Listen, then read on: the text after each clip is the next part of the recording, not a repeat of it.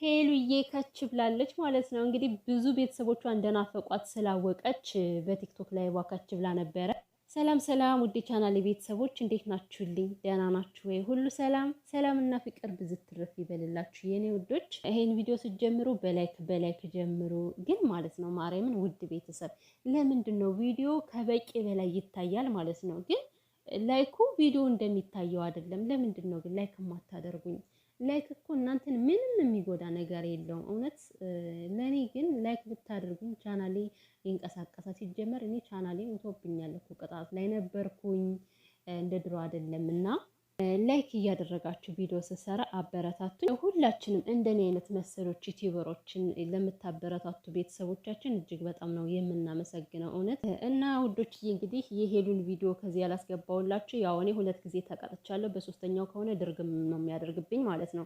ሲቀጥል ደግሞ ከዚህ ላይ ማስገባቱ ምንም ትርጉም የለውም፣ ምክንያቱም በተለያየ ቦታ ሰምታችሁታል ብዬ ስለማስብ። እኔ ግን ውድ ቤተሰቦቼ ለወደፊቱ ቦታ ቢመቻችልኝ ማለት የሪአክሽን ቪዲዮ መስራት በጣም ነው የምወደው። በጣም ከመጀመሪያ ዩቲዩብ ሳልከፍት በፊት ራሱ እንደነዚህ አይነት ሰዎችን እከተል ነበርና አላማይም እንደዛ ነበር። ግን አንዳንዴ አለ አይደለም ያው ሁሉም ማን እንደራሳችሁ ቦታ ሰው ጋር ስትሆኑ በጣም ይከብዳል። ብዙ ነገሮች አይመቻቹላችሁም እና ነገሮች ከተመቻቹልኝ እውነቴን ነው የምላችሁ በሪአክሽን ቪዲዮ መስራቴ የማይቀር ነው። ደግሞ ፈጣሪ ያውቃል ይሳካልኛል ብዬ ተስፋ አደርጋለሁ። እና ሄሉዬ የኛ ምርጥ እህት መታልናለች ማለት ነው። ትናንትና በፖስተችው ፎቶ ቪዲዮ ሰርች ነበርና ይሄ ፎቶ እኮ የቆየ ነው አዲስ አይደለም የቆየ ነው የፖስተችው እያላችሁኝ ነበረ። ግን እኮ ከላይቡ ላይ እንዳያችኋት ከፎቶ የበለጠ እምር ድምቅ ብላለች ሄሉዬ ማለት ነው። እግዚአብሔርን አላማረባትም። ጠፍታ ስትመጣ ደግሞ ጭራሽኑ ምር ብሎባት ነው የመጣችን ነው። ሄሉዬ እኔ ምርጥ የኔ ጠንካራ እህት ማለት ነው። ሁሌም እንደዚህ ውበቱን ይድፋብሽ፣ ውበቱ ፍስስ ይበልብሽ ከላይሽ ላይና ሁሌም እንደዚህ ስቀሽ ፈገግ ብለሽ ነው ማየት የምንፈልገው። በእውነት ሄሉ ስታዝን ስትከፋ ብዙዎቻችሁ ስለምትከፉ ስለማይ እና ሁሌ እንደዚህ እንድትስቅልን እንፈልጋለን። በዚህ አጋጣሚ በምሰራቸው ቪዲዮዎች ያው አንዳንዴ ሄሉ መምጣት አለባት በቃ መስራት አለባት ብዬ ስናገር መምጣት የለባትም አሁን ትረጋጋ፣ ለራሷ ጊዜ ትስጥ፣ ራሷን ማዳመጥ አለባት እያላችሁኝ ነበረ ማለት ነው። እስከዛሬ ያዳመጣችሁ ይበቃታል ማለት በቂ እኮ ነው። ከዚህ በኋላ መስራት አለባት። እንዳውም እንድትመጣ እንድትሰራ እሷን ማበረታት ነው ያለብን። እኔ ምሬን ነው የምላችሁ። ምክንያቱም እኛ ሄሉን ልናግዛት የምንችለው አይዞሽ የኛ ጠንካራ እህት በርቺ፣ ወደፊት ነው መጠንከር ያለብሽ እያልን ላይክ፣ ሼር፣ ሰብስክራይብ እያደረግን ነው እሷን ማበረታታት የሚጠበቅብን ምንም ነገር ባናደርግላትም ማለት ነው። አሁን የዛሬ ቪዲዮ ዩቲዩብ ላይ ሆኖ ቢሆን ኖሮ አንደኛ ዩቲዩብ ላይ በጣም ብዙ የሚናፍቋት ሰዎች አሉ። ሲቀጥል ደግሞ እሷ ቪዲዮ ብትሰራ ትጠቀማለች። ውዶች ሄሉ ማለት እንግዲህ ያው አታቋትም ብዬ እኔ አልገምትም። ከመጀመሪያውም የምታቋት ሰዎች ብዙ ኃላፊነት የቤተሰብ ኃላፊነት የተጣለባት የቤተሰብ ኃላፊነት የተሸከመች ልጅ ነች ማለት። ስለዚህ ካልሰራች እንዴት ነው ይሄን ኃላፊነት ልትወጣ የምትችለው? እንኳን ኃላፊነቱን መወጣት ለራሷ እንኳን መሆን አትችልም። ሰው መስራት አለባት ሄሉ። ሲጀመር ለማን ብላ ነው የምትቀበረው? ለማን ብላ ነው ቪዲዮ የማትሰራው? ሁሉም ይኸው በፈጣጣው መጥቶ ቪዲዮ እየሰራ አይደል እንዴ? ስለዚህ ምርጥ የሄሉዬ እህቶች ውድ ቤተሰቦቼ ማለት ነው እንድትመጣ አሁንም ቢሆን ማበረታታት ነው ያለብን። መስራት አለባት በቃ።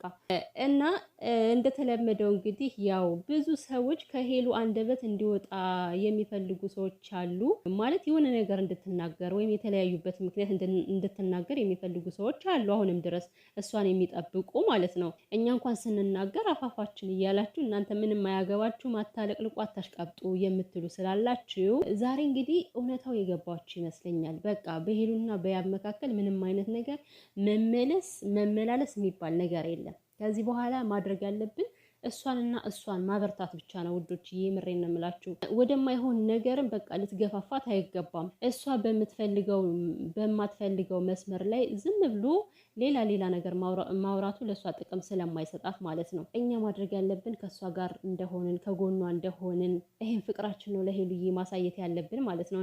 ዛሬ ስለ ናቲም አልቀረ ሁሉ ነገር ተዘርዝሯል። የመጀመሪያ እኮ መቼም ቢሆን ሊረሳ የማይችል ታሪክ ነው። የምሬን ምንም ነገር የፈለገ የደላችሁ ኑሮ ብትኖሩም የመጀመሪያችሁን ልትረሱ አትችሉምና ማለት ነው። ጭራሹን ዛሬማ እኮ በቃ ናቲን ማንም እንዲናገርብኝ አልፈልግም ማለት እውነቷን ነው። ሄሉዬ በዚህ አጋጣሚ እግዚአብሔርን በጣም ለየት የምትልብኝ ነገር ምንድነው? እሷ እየተጎዳች እሷ እየተሰበረች ግን ስለነዛ ሰዎች ጠበቃ ትቆማለች። ያንን ሰው ማንም ሰው እንዲናገርባት አትፈልግም ማለት ነው። የፈለገ ነገር ቢጎዷት ቢሰብሯትም። በእርግጥ እኔ ናቲ ሄሉን ሰብሯታል ጎድቷታል ብዬ አላስብም። በትንሽ ነገር ስለተጣሉ ማለት ነው። በጣም ሲምፕል ነገር ነበረ። እውነት እንደዚህ ፊት ለፊት ቢገናኙ ኑሮ ያለምንም መጨቃጨቅ ነበር የሚታረቁት ሁለቱ። አንደኛ የቦታ ርቀት ነው፣ ሲቀጥል ደግሞ በሰው ነው እንደዚህ ሆነው የቀሩት ናቲና ሄሉ ማለት ነው። እና የመጀመሪያ ህይወቷን ስታወራ እኔ ራሱ በጣም ብዙ ነገሮችን አስታወስኩኝ። ያን እንደዛ በነፃነት ፍሪ ሆና የምትሰራው ነገር፣ እንደፈለገችውና ፕራንክ የምታደርገው ነገር፣ ይጣላኛል ብላ እንኳን የምትሽቆጠቆጠው የምትሰጋው ነገር አልነበረም በሰዓቱ ማለት ነው። ሲጀምር በዛ ሰዓት እኮ ውድ ቤተሰብ የምሬን ነው፣ በደንብ እኔ ፕራንክን ያወቅኩት በሄሉ ነው። በዛ ሰዓት ሄሉ ብቻ ነበረች ብዙ ጊዜ ፕራንክ የምትሰራው ዩቲዩብ ላይ እና የዛኔ ነፃነቴ የለም። ያን ነገር መመለስ ብችል ደስ ባለኝ ነበረ፣ ግን ደግሞ ሁሉም ነገር አልፏል አለች ማለት ነው። የኔ እናትና ነፃነት ራሳችን የምንነፍገውም የምንሰጠውም ራሳችን እስከሆን ድረስ ማለት ነው። አሁንም ቢሆን ሄሉዬ ነፃነትሽን የሚነፍግሽ ሰው ምንም በፍጹም መቅረብ አይጠበቅብሽም። ለራስሽ ፍሪ ሆነሽ መኖር አለብሽ። የሆነ ነገር ማለት የሆነ ሰው ወደ ህይወታችሁ ሲመጣ ማለት ነው ውድ ቤተሰብ፣ ለዛ ሰው ብላችሁ ምንም አይነት ነገር መተው የለባችሁም። ከራሳችሁ ላይ ከባህሪያችሁ ላይ አንድም ነገር መቀየር አይጠበቅባችሁም። እና ሄሉዬ የድሮ ሄሉን ማምጣት ትችያለሽ ማለት ነው። ያ ከናቲ የነበረውን ነገር መልሰሽ ባታመጪውም ግን አንቺ ነፃነት ያለሽ ሰው መሆን ትችያለሽ። ከዚህ በኋላ ምንም ችግር የለም። ሲጀመር አንቺ የምትደነቂ የምትወደጅ ልጅ ነሽ። ሁሉም እኮ እግር ስመው ነው የሚመጡት። ሲጀመርም ሲመጡ ወደሷ ሁሉም እግር ስመው ተንቆራጠው እኮ ነው ሄሉዬን የሚያገኟት። ከዛ በኋላ ምን እንደሚነካባቸው በቃ ጦዝ ይልባቸዋል እንጂ መጀመሪያ እኮ በቃ ተርገብግበው ማለት ነው። የምናየው ታሪክ እኮ ነው። ናቲም መጀመሪያ ጊዜ ሄሉን ሲቀርባት በጣም ብዙ ደጅ ጠንቶ አመላልሰው ምናምን ነገር ነው ፍቅሩን የተቀበለች። ያብ ስራም ቢሆን እንደዛ ተንቆራጦ ነበረ ሄሉን የተጠጋት። አይ ጊዜ ግን ከባድ እኮ ነው አንዳንዴ ማለት ነው። ነገሮች ግልብጥብጥ ሲሉ ከባድ ነው። እና ከዚህ በኋላ የሄሉዬ ህይወት ደግሞ እመኑኝ በሚያምር ሁኔታ የደመቀ የሰመረ ነው የሚሆነው። ምክንያቱም በጣም በፍቅር ህይወቷ በጣም የተጎዳች ልጅ ነች። ከአንድም 3 ጊዜ የተጎዳችበት ታሪክ ስላለ ከዚህ በኋላ ወደሷ የሚመጡ ሰዎች ያ የተጎዳችባቸውን ጊዜያቶች የሚያስረሳ የሚያስንቅ ወንድ እንደሚመጣ እኔ በበኩል አልጠራጠርም። ደግሞም ሄሉዬ ይገጥማታል እንደዚህ አይነት ነገር ማለት ነው። የዋህ ምን ይሆናል ትላላችሁና፣ የዋህ ሊጎዳ ይችላል፣ ብዙ ነገሮች ሊደርሱበት ይችላሉ። መጨረሻው ግን እጅግ በአማረ መንገድ ነው ህይወቱን ሊመራ የሚችለው ማለት ነው። እና ከሄሉ ላይ እንደዚህ አይነት ነገር ነው የሚታየኝ። በቃ ድምቅ ያለ ህይወት እንደምትኖር እየታየኝ ነው ውዶችዬ። እና ደግሞ ሌላኛው ምንድነው ልዑል የያብ ስራ ጓደኛ ነው። ስለዚህ ፍራቻ መሰለኝ ማለት እንዳይጎዳት ፈርታችሁ ነው። ብዙ ጊዜ እንደዚህ አይነት ኮሜንት እየተደጋገመልኝ ስለሆነ እና ታዲያ ለምን 10 ጓደኛ ይሆንም እንደፈለገ ይሆና ማለት የሱ እንዴት ነው የልዑልና የሄሉ ጓደኝነት ይለያያል። የያብ ስራና የልዑል ጓደኝነት ይለያያል። ሁሉም ጓደኛሞች አንድ አይነት ቦታ አላቸው ማለት አይደለም እኮ በዛ ሰው ላይ አይደለ። እኛ የሚመለከተን ስለ ልዑልና ስለ ሄሉ ነው። ስለ ያብ ስራና ስለ ልዑል አይመለከተንም። ከከሌ ጋር ጓደኛ መሆን የለብህም ማለትም አንችልም እኮ። ዋናው እኔ በበኩል የምፈልገው ማለት ነው ልዑል እንደ ድሮ ባህሪው ሳይቀየርባት ልክ እንደ ድሮ የሚንሰፈስፍላት ወንድሟ ጓደኛዋ ሆኖ እንዲቀጥል ፍላጎቴ ነው። ያን ነገር ደግሞ የሚያዛባው ከሆነ እኛ አለን እኮ ውዶቼ፣ እኛ ዘበኛ አይደለን። እና በዚህ ሰዓት ላይ ልዑል በጣም አስፈላጊ ነው ለሄሉ። ዩቲዩብ ላይ ስትመጣ እንኳን ብቻዋን ብዙም ስለማደፍረው ያው ጠፍታ ስለቆየች ብቻዋን ብትመጣም ያን ያክል አይሆንም። ስለዚህ የሚያደፋፍራት አይዞች በርቺ የሚላት ከጎኑ ያስፈልጋታል።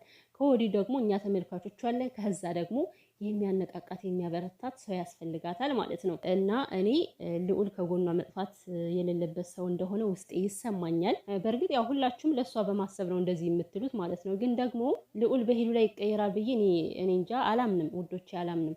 ማመንም አልፈልግም።